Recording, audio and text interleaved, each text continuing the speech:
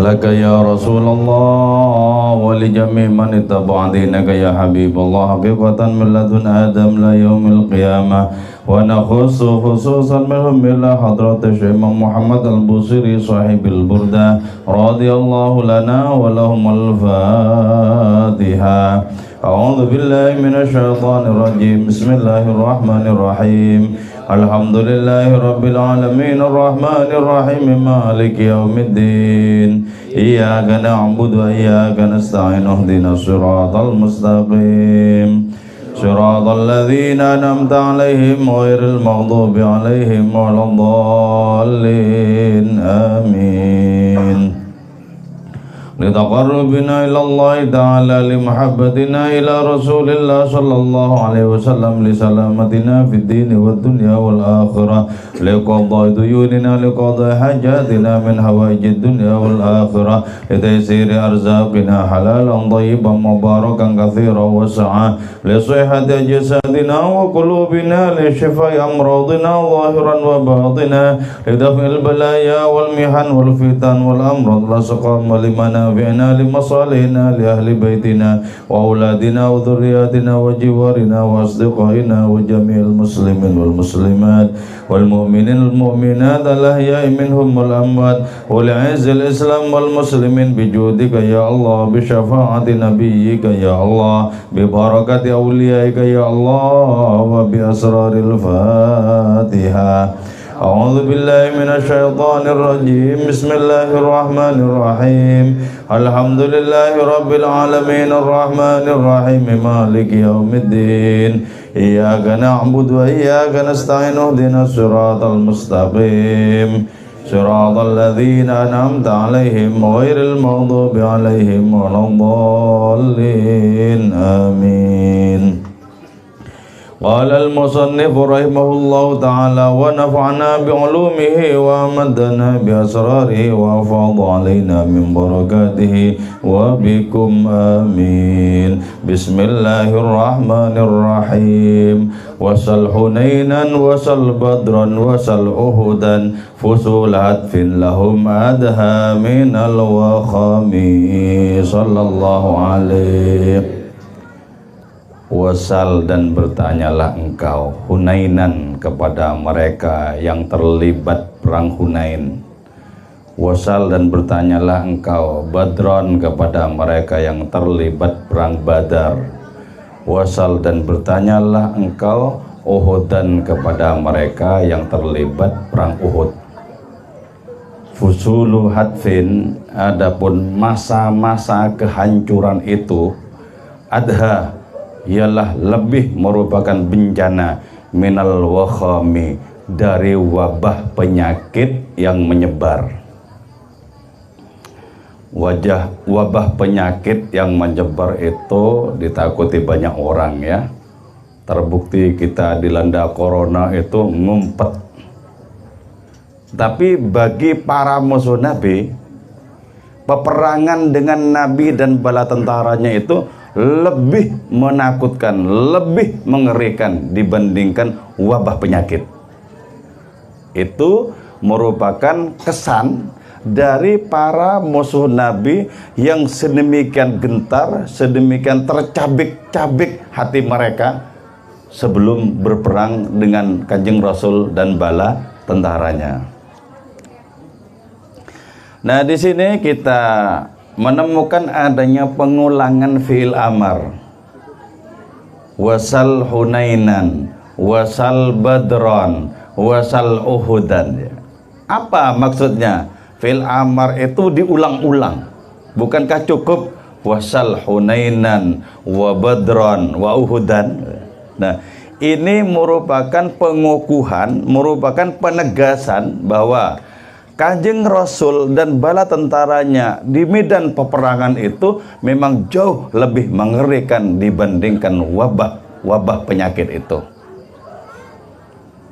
Oke ya, kita akan membahas satu dari adanya peperangan itu secara spiritual, secara substansial. Tentang perang Hunain, ada ayat tersendiri yang menyebutkan, yaitu wa yauma hunainin idz a'jabatkum kathratukum falam tughni ankum syai'a. Ingatlah pada perang Hunain ketika jumlahmu yang banyak itu tidak berguna sama sekali. Jadi ya, jumlah yang banyak itu tidak otomatis menjadi sandaran yang menenteramkan hati mereka. Nah, di sini berarti apa? Ada pelajaran ketauhidan. Jadi, ketika kita dikasih potensi oleh Allah Ta'ala, potensi apapun itu bukan untuk dijadikan sandaran, tapi dijadikan tangga agar kita bersandar kepada yang memberikan potensi itu. Karena itu ya, ketika Abu Bakar Siddiq mengatakan, ketika beliau menyaksikan jumlah tentara Islam itu sangat banyak, beliau mengatakan, sejak hari ini kita tidak akan pernah terkalahkan. Kanjeng Rasul tidak suka kata-kata itu. Tidak suka. Kenapa? Karena kata-kata itu, kalimat itu merupakan representasi dari adanya kebersandaran Abu Bakar dan orang-orang yang seperti beliau kepada jumlah. Kebersandaran mereka itu kepada adanya potensi. Nah, itu salah dalam dunia ketauhidan. Itu kan pelajaran bagi diri kita ya. Apakah kita bisa berdiri dengan merasakan bahwa sungguhnya di balik berdiri kita itu Allah yang menyangga? Apakah kita bisa merasakan di balik kemampuan kita mendengarkan itu bukan perkara telinga kita, tapi Allah yang menyangga? Demikian pula dengan potensi-potensi apapun yang lain. Nah, ini yang perlu kita praktekkan di dalam kehidupan ini. Jadi sebenarnya wujud kita dan segala potensi yang menyertai itu sesungguhnya merupakan sarana untuk bersandar. Akan tetapi, kalau kita tidak memiliki ketauhidan, tidak memiliki pijakan spiritual yang hebat, yang tangguh, maka adanya potensi-potensi itu berubah menjadi tipu daya dan jebakan. Oke, bisa dipahami, bisa dirasakan. Potensi kita bisa menjadi sandaran kepada Allah, tapi juga bisa menjadi jebakan dan tipuan untuk diri kita juga. Tergantung apakah hati kita itu connect dengan Allah atau tidak. Jadi ternyata apa? Ternyata karunia-karunia itu seperti uang dengan adanya dua sisi. Karunia-karunia itu, uang yang memiliki dua sisi. Sisi yang pertama adalah sisi kebersandaran, sisi yang kedua sisi tipuan atau jebakan. Apapun itu. Karena itu ya, ciptakanlah rasa tidak aman di dalam diri kita kecuali kita bersandar. Jadi merasa aman tanpa kebersandaran, aman seperti itu adalah tipuan. Contoh ya, misalnya ya, kalau kita memiliki uang sedikit merasa tidak aman, tapi kalau banyak aman. Nah, memiliki uang banyak dan merasa aman itu jebakan. Mestinya sama saja, sedikit tidak aman, banyak tidak aman. Banyak tidak aman, apalagi sedikit. Mestinya. Kenapa? Karena tidak bisa dijadikan sandaran. Itu hanyalah merupakan bayang-bayang yang seringkali menipu banyak orang. Bayang-bayang. Jadi karena itu, teroboslah dunia bayang-bayang itu agar kita langsung bersentuhan dengan kebersandaran kepada Allah Subhanahu wa ta'ala. Ini enggak tanggung-tanggung loh. Para sahabat Nabi, orang-orang pilihan loh, yang menjadi objek dari adanya jebakan dan tipuan itu. Ini orang-orang terpilih loh, bukan kelewer-kelewer seperti kita loh. Wa yauma Hunainin idz a'jabatkum kathratukum. Ingatlah pada perang Hunain ketika jumlahmu yang banyak itu ternyata tidak bisa melindungimu. Jadi karena itu analogikan kepada peristiwa Hunain itu segala sesuatu yang diberikan oleh Allah Ta'ala kepada diri kita. Bisakah kita menjalani hari-hari dengan tetap merasa bersandar kepada Allah, bukan bersandar kepada rezekinya? Nah, kebanyakan kita itu justru lebih cocok dengan rezekinya ketimbang dengan Allah Ta'ala. Dengan Allah itu bisa tidak cocok. Dengan rezekinya pasti cocok. Apalagi rezeki materi pasti cocok. Pasti cocok. Nah, padahal rezeki materi itu merupakan bagian dari hutan bayang-bayang. Karena itu tembuslah hutan bayang-bayang itu agar kita sampai kepada perkampungan yang hakiki, yaitu kebersandaran kepada Allah Subhanahu wa Ta'ala itu. Jadi karena itu jangan takjub dengan karunia-karunia itu. Sebab apa? Boleh jadi karunia itu hanyalah merupakan kelamnya hutan bayang-bayang. Kalau mau takjub, takjublah kepada yang memberikan karunia itu. Nah, di saat kita lebih takjub kepada yang mengirimkan karunia kepada diri kita, maka hidup kita menjadi hakiki karena itu. Hakiki. Orang yang hidupnya hakiki tidak mungkin tertipu oleh apapun di dunia ini. Tidak mungkin. Baik oleh penderitaan maupun lezatnya kehidupan, tidak mungkin tertipu. Dua-duanya sama-sama merupakan bayang-bayang.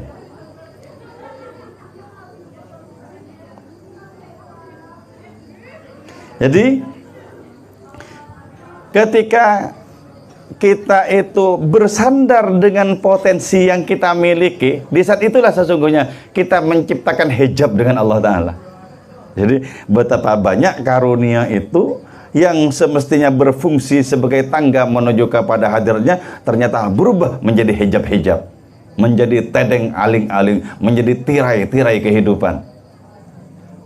Nah, akan tetapi sebagaimana diungkapkan di dalam kitab Hikam, apa yang disebut sebagai hijab itu substansinya tidak ada.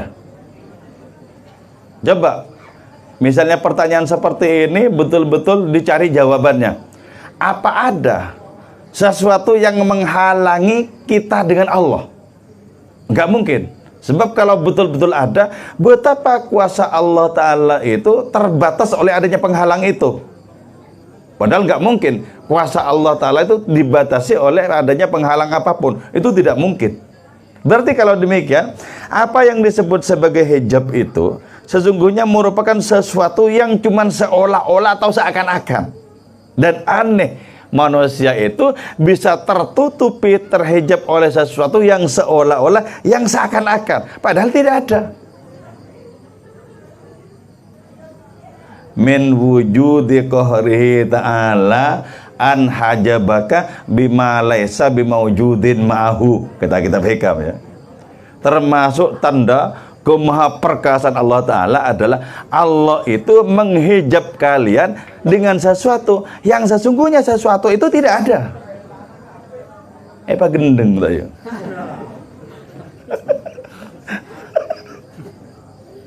Mak nyerela kodi Pak gendeng. Sesuatu itu memang tidak ada. Nah, anehnya kok bisa jadi hijab. Nah, itu kenapa? Karena bayang-bayang pikiran manusia yang tertuju kepada adanya sesuatu yang tidak ada itu. Maka karena itu, kalau kita jatuh cintalah kepada yang ada, bukan kepada yang tidak ada. Jatuh cinta kepada yang tidak ada. Betapa penipuan luar biasa itu. Coba, karena itu Nabi Ibrahim ketika berkali-kali kecele menyaksikan matahari besar, oh itu Tuhanku. Menyaksikan rembulan, oh itu Tuhanku.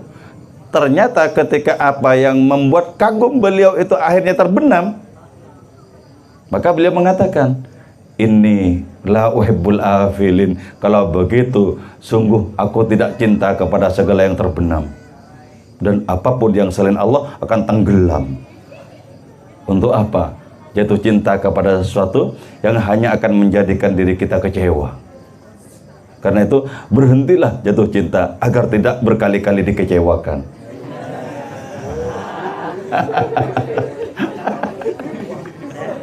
Waduh, waduh, waduh. Ini nggak berlaku untuk anak muda ini.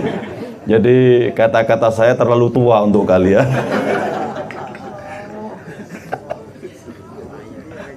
Payah, payah.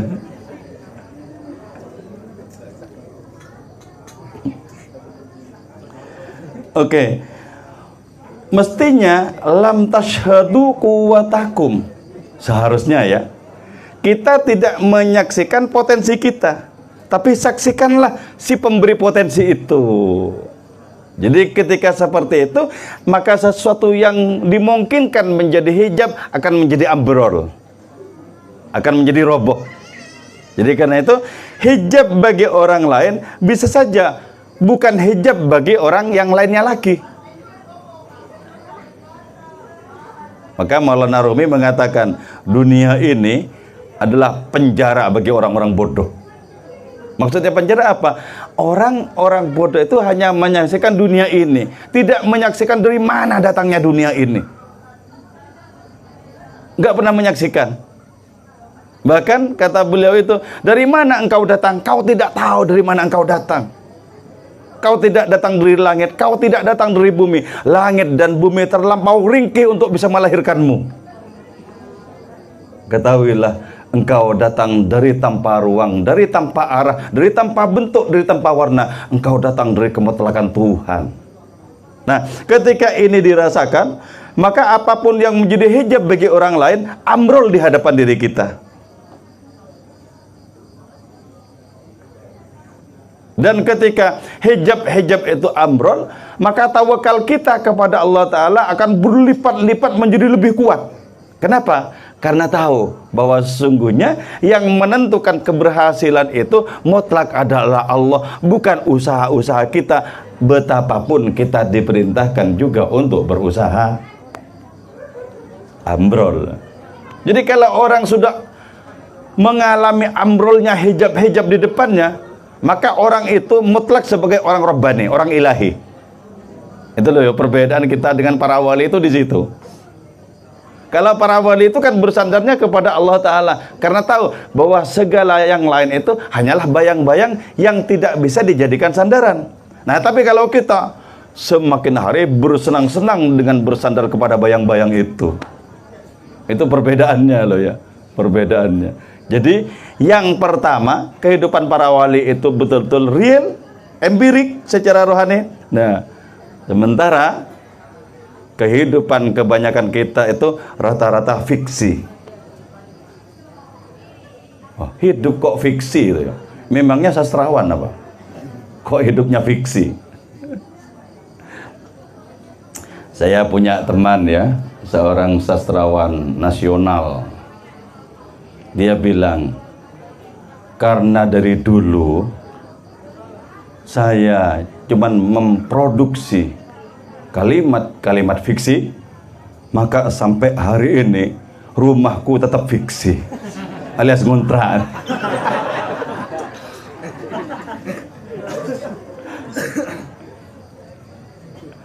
Jadi kita itu ya sesungguhnya diperintahkan untuk hijrah dari fiksi menjadi berada di hadapan dunia mutlak yang empirik. Ini fiksi semua ini. Kalau kita tidak menyaksikan peran Allah Ta'ala di balik tergelarnya alam raya, maka hidup kita fiktif. Tapi ketika kita menyaksikan kemahan Allah Ta'ala berperan di mana-mana, baru hidup kita itu hakiki, bukan majazi. Sebetul-betulnya begitu.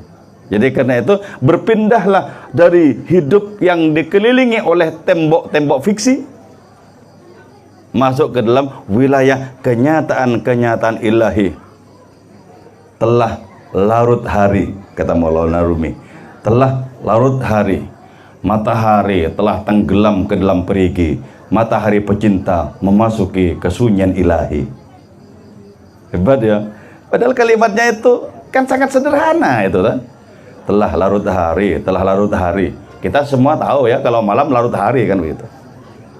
Matahari telah tenggelam ke dalam perigi. Kan bisa dipahami. Kan? Jadi gitu ya. telah larut hari, matahari tenggelam ke dalam perigi, matahari pecinta memasuki kesunyian ilahi. Itulah sebabnya orang-orang ilahi semakin malam penglihatannya makin nyalang, cintanya makin kambuh kepada Tuhan. Ya. Bisa sambil ngopi sambil bikin kambuh kepada Tuhan. Pertama-tama Tuhan fiktif berupa perempuan bayang-bayang. Makin lama semoga berpindah kepada asal usul segala keindahan itu. Dah ya, lagu dulu lah ya, biar tidak larut-larut dalam fiksi. Syair perahu aja ya, semoga bisa kita nikmati dan berkah bagi kita.